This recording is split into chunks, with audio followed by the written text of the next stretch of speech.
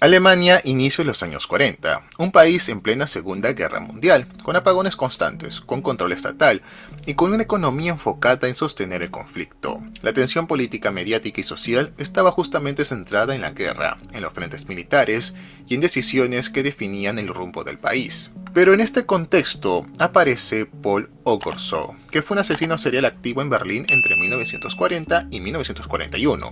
Trabajaba dentro del sistema ferroviario y utilizaba esa posición para poder moverse sin levantar sospechas. Durante meses observaba mujeres que viajaban solas, esperaba momentos de baja ocupación y atacaba dentro de los vagones en movimiento, en espacios donde nadie podía intervenir a tiempo. Pero afortunadamente fue detenido en 1941, cuando las sospechas finalmente se concentraron en alguien dentro del propio sistema ferroviario. Contar lo que hizo es relativamente corto, y es lo que acabo de hacer, pero aquí no vamos a contar su historia. Vamos a entender qué había en ese contexto de ese tiempo que él lo vio como una oportunidad para poder cometer sus crímenes. Y con esto claro, empecemos.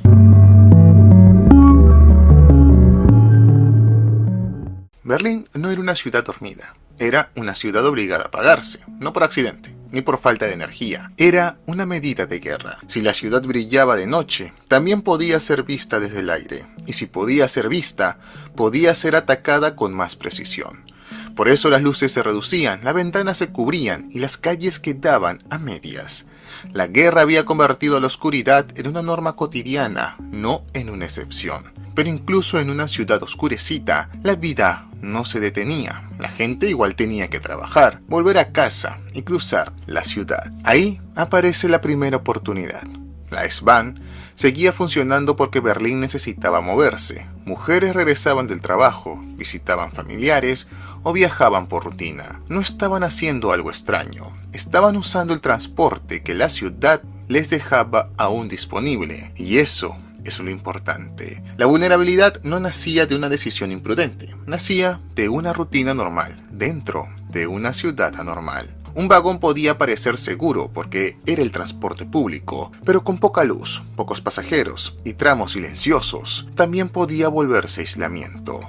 La víctima no desaparecía de golpe. Primero quedaba sola dentro de un espacio que seguía pareciendo cotidiano. Y cuando un peligro se esconde dentro de algo normal, tarda más en ser visto. Y ese era el punto de entrada que él necesitaba. Ogorsó no necesitaba forzar su presencia en ese escenario. Trabajaba en el Reichsbahn, conocía estaciones, horarios, rutas y zonas menos vigiladas. Su uniforme no lo volvía sospechoso, lo volvía parte del sistema. Y para acercarse a una víctima, eso era una ventaja enorme.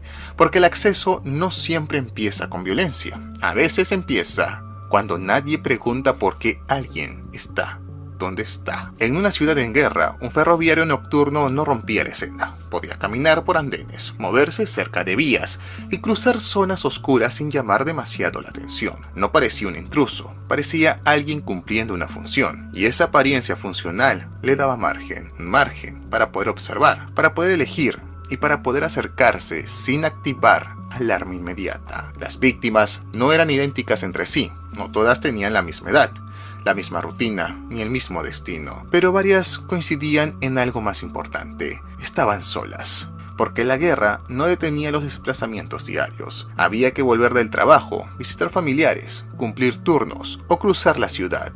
En ese contexto, una mujer sola, esperando un tren, no parecía una señal de peligro. Parecía parte normal de una ciudad que seguía funcionando bajo apagones. Por eso, la soledad podía confundirse con normalidad. La oscuridad reducía miradas, la guerra reducía alerta pública y el tren reducía la distancia entre una rutina común y un espacio sin ayuda cercana. Así nació esta oportunidad de acceso, no por una puerta secreta, no por un plan imposible de detectar desde el primer día, sino por condiciones ordinarias funcionando juntas: apagones, transporte necesario, mujeres solas y un agresor integrado al sistema ferroviario. Primero encontró lugares donde acercarse sin alarma y después entendió que esos lugares funcionaban. Pero esta oportunidad de acceso terminaba cuando la víctima entraba al espacio correcto. Pero el control empezaba después. No bastaba con encontrar mujeres solas, tenía que colocarlas en un lugar donde nadie pudiera intervenir a tiempo. Y la S-Bahn ofrecía exactamente eso. Un vagón podía seguir pareciendo transporte público, pero en la noche, con poca luz y pocos pasajeros, también podía convertirse en encierro. La diferencia era el movimiento. Una calle oscura podía tener una puerta, una esquina, una persona que apareciera, pero un tren en marcha cerraba esas opciones. Si algo ocurría dentro, la víctima no podía simplemente alejarse del lugar. El espacio seguía avanzando, y mientras avanzaba, también alejaba el ataque de cualquier ayuda inmediata. Ogorzow no solamente estaba dentro del sistema, sabía leerlo. Podía identificar vagones más vacíos, horarios más útiles y tramos donde una víctima tendría menos opciones. Eso le daba una ventaja que no venía solamente de la fuerza, venía de saber cuándo el entorno ya estaba preparado. Porque controlar no siempre significa dominar a alguien desde el primer segundo. A veces significa elegir el espacio donde la otra persona ya empieza perdiendo opciones. En los primeros ataques ese control todavía fallaba. No eran episodios menores, eran agresiones íntimas, golpes, intentos de estrangulamiento y ataques en plena oscuridad. Algunas víctimas quedaban inconscientes, otras eran abandonadas después de ser golpeadas o lanzadas desde el tren. Pero el punto clave es que seguían con vida. Algunas sobrevivieron porque Ogorzow creyó que ya habían muerto. Otras lograron resistir, escapar o ser encontradas a tiempo. Eso muestra una etapa donde el acceso ya existía, pero el dominio todavía no estaba completamente consolidado. El entorno le abría la puerta, pero no siempre le permitía cerrar el crimen. Después, el patrón empezó a cambiar. El tren dejó de ser solamente el lugar donde él atacaba. Se convirtió en una herramienta para este control. Era un espacio cerrado, un espacio móvil, era un espacio oscuro. Y además, podía desplazar a la víctima lejos del punto donde había sido vista por última vez. Ahí, la violencia se volvió más efectiva. Golpes, estrangulamiento, pérdida de conciencia y lanzamientos desde trenes aparecen en la secuencia. No porque las víctimas fueran completamente distintas, sino porque el agresor había aprendido a usar mejor el mismo escenario. La oscuridad ya no solamente servía para poder acercarse, servía para sostener el ataque. El movimiento ya no solamente transportaba, también aislaba. Por eso que la forma en que él controlaba a sus víctimas en este caso no nace únicamente por parte del agresor. Nace de una suma peligrosa, una ciudad oscurecida por la guerra, un transporte necesario, vagones con poca supervisión, mujeres solas en trayectos cotidianos y un ferroviario que sabía exactamente cómo moverse dentro de ese sistema. Las sobrevivientes muestran el control incompleto que él tenía sobre sus víctimas, pero las asesinadas muestran lo que ocurrió cuando el control se volvió una cadena cerrada. Después del ataque, el problema no era solamente desaparecer, era hacer que la historia quedara rota. Y en el caso de Ogorzow, la S-Bahn no solamente servía para acceder y controlar a sus víctimas, también servía para poder borrar lo que había hecho. Porque un tren en movimiento no deja una escena fija, deja fragmentos. Un punto donde la víctima subió, y otro donde fue atacado, y otro donde termina apareciendo. Eso cambiaba todo. Si una agresión ocurre en una habitación, la escena tiene límites, pero si ocurre dentro de un tren, esos límites se mueven. El crimen no queda quieto. Se desplaza con la víctima, con el agresor y con la ruta. Y mientras más avanzaba el tren, más difícil era reconstruir el punto exacto donde todo había empezado. La víctima podía ser vista por última vez en un lugar, pero aparecer después en otro tramo, cerca de vías, estaciones o zonas oscuras. Ese espacio entre ambos puntos era el vacío. Ahí perdían minutos, distancia, testigos y también contexto. No era solo una desaparición física, era una desaparición narrativa. La historia del crimen quedaba partida antes de que la policía pudiera ordenarla. En varios casos, las víctimas fueron arrojadas desde trenes o abandonadas cerca del recorrido ferroviario. Eso no ocultaba el crimen para siempre, pero sí retrasaba su comprensión. Un cuerpo junto a las vías podía parecer primero un accidente, una caída o un hecho aislado. Y esa duda inicial ya era una ventaja, porque cuando el sistema tarda en entender que está mirando, el agresor gana tiempo. El contexto también ayudaba desde otro lugar. La guerra imponía censura, miedo y control de la información. No era fácil de advertir públicamente que un asesino atacaba a mujeres en el S-Bahn. La prioridad oficial era sostener el orden, no admitir una vulnerabilidad. Entonces la investigación avanzaba, pero la alerta social no podía circular con la misma fuerza. Y si la advertencia no llega completa, la rutina continúa, casi igual. Ese fue otro nivel de borrado de sus acciones. No borrar solamente el cuerpo, borrar el patrón. Cada ataque podía quedar encerrado en su propio expediente, mientras la ciudad seguía mirando hacia la guerra. Las víctimas no desaparecían en un mundo detenido, desaparecían en una ciudad que seguía funcionando, pero con menos luz, menos información y menos capacidad de reconocer el peligro. Por eso, en esta etapa donde él tenía que borrar lo que hacía, no dependía únicamente de lo que hacía Ogorzow, dependía de un sistema que ya producía sombras. La oscuridad ocultaba movimientos, el tren separaba escenas, la censura debilitaba la alarma pública y la guerra absorbía la atención de todos. Ogorzow no necesitaba desaparecer por completo, solo necesitaba que cada parte del crimen pareciera separada de la anterior, y durante un tiempo, ese contexto hizo exactamente eso. El punto más inquietante no es que atacara una vez, el punto es que pudo volver a hacerlo, una y otra vez. Durante meses, dentro de una ciudad que ya estaba acostumbrada a esta oscuridad, y cuando una coincidencia se vuelve normal, también puede volverse invisible. La S-Bahn seguía funcionando como si nada hubiera cambiado. Los mismos trayectos se repetían cada noche, las mismas estaciones recibían pasajeros cansados, y la guerra aún obligaba a conservar la rutina incluso cuando ya era peligrosa. Eso permitió que el mismo escenario pudiera repetirse sin parecer excepcional. El peligro no aparecía como una ruptura, aparecía dentro de lo ya cotidiano. Esa pertenencia también tenía un costo. Mientras más repetía sus movimientos, más quedaba vinculado al mismo espacio. Lo que antes parecía presencia normal empezó a convertirse en patrón. La repetición no era solo cantidad, era aprendizaje del entorno. Al inicio hubo víctimas que sobrevivieron, como expliqué anteriormente. Eso muestra que el patrón todavía no estaba cerrado en ese momento. Había errores, cálculos fallidos, ataques incompletos y margen para que alguien resistiera. Pero esos fallos también le entregaban información. ¿Qué horarios eran más útiles? ¿Qué espacios ofrecían menos testigos? ¿Qué nivel de violencia reducía más rápido la resistencia? ¿Y qué rutas repetían mejor ese vacío entre ataque y hallazgo?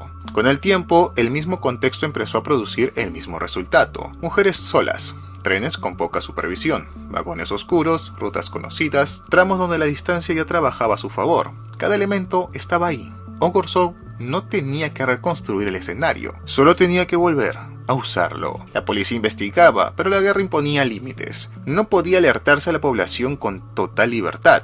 La censura protegía la moral pública, pero también debilitaba la advertencia social. Y si la ciudad no recibe una alerta clara, la gente conserva sus rutinas. Esa falta de advertencia completa también alimentó la repetición, porque el riesgo seguía presente, pero no siempre era visible para quienes viajaban. Así se sostuvo el ciclo: acceso por rutina, control por aislamiento, borrado por movimiento, oscuridad y censura, y luego otra vez desde el inicio. Primero el método dejó fallas, después empezó a dejar patrones, y cuando el entorno siguió disponible, la repetición dejó de ser accidente y se volvió en un sistema. Pero la repetición también dejó una grieta, porque mientras más usaba el mismo entorno, más quedaba atado a él. Las sospechas empezaron a mirar hacia dentro del sistema ferroviario, pero no hacia un extraño que aparecía desde fuera, sino hacia alguien que conocía rutas, horarios, trenes y zonas internas. Un compañero señaló movimientos sospechosos cerca del depósito de Rummersburg. La policía revisó sus uniformes y allí aparecieron manchas de sangre. El contexto que antes le dio acceso también terminó reduciendo el círculo. Y así, Ogorzow fue arrestado en julio de 1941. Confesó sus crímenes, fue condenado a muerte y ejecutado por guillotina en la prisión de Plötzensee. Al final, no cayó porque el entorno fuera seguro. Cayó porque repitió tanto dentro del mismo sistema, que ese sistema terminó apuntando hacia él.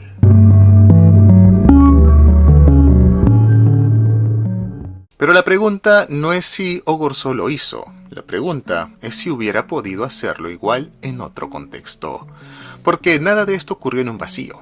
Berlín estaba en guerra, las luces se apagaban para poder tener una estrategia militar, y la vida seguía moviéndose con menos visibilidad, menos calma y menos protección. Sin esos apagones, el acceso habría sido más difícil. Una estación iluminada expone movimientos, rostros, uniformes y trayectos. Pero una ciudad oscurecida, muchas cosas podían parecer normal sin ser observadas realmente.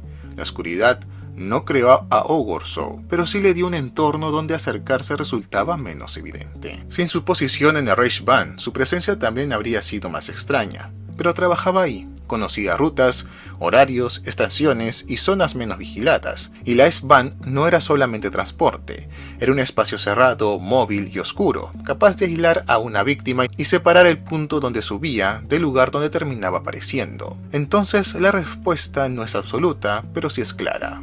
Ogorzow pudo haber sido peligroso en otro lugar, pero no habría podido operar de la misma manera, no con el mismo acceso, no con el mismo aislamiento, no con la misma facilidad para separar escenas, no con la misma oscuridad protegiendo cada movimiento. Lo que permitió estos crímenes no fue solamente su intención, fue la forma en que Berlín, la guerra y la S-Bahn funcionaban en conjunto en ese momento. Y cuando un entorno combina miedo, rutina, oscuridad y movimiento, también puede convertir lo cotidiano en una oportunidad criminal. El contexto puede cambiar, eso es claro. Hoy existen más formas de registrar movimientos, de identificar personas y de conectar información. Pero eso no significa que todo esté resuelto, porque cada época tiene sus propias condiciones y cada sistema tiene sus propios vacíos.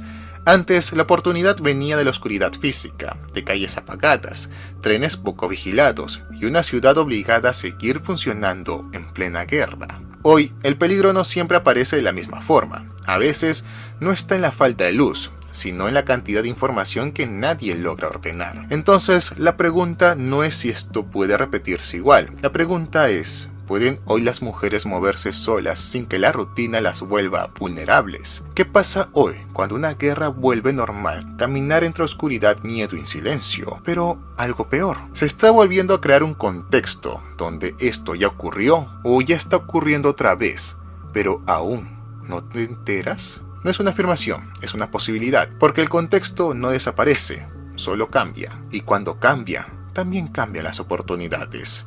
Para analizar un nuevo caso, no olvides dejar tu like, suscribirte, activar la campanita y compartirlo con tus amigos. Déjame en comentarios qué otra condición del contexto aprovechó Paul Ogorzow para cometer sus crímenes.